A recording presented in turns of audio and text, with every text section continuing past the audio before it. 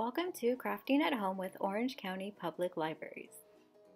Today we will be making our very own bird puppets. Let's gather our supplies and get started. For this project, we'll need our bird template, 2 clothespins, a glue stick, something to color with, and a pair of scissors. For step 1, let's add some color to our birds.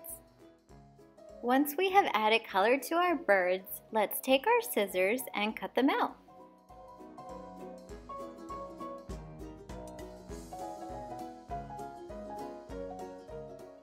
Next, we are going to cut the solid line to form the bird's mouth.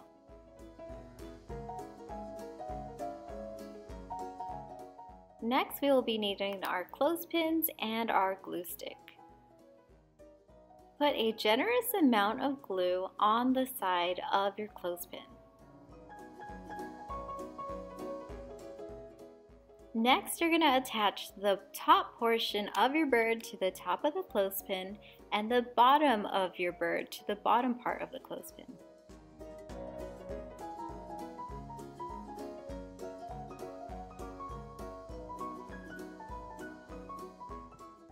Set them aside for a few minutes to allow the glue to dry.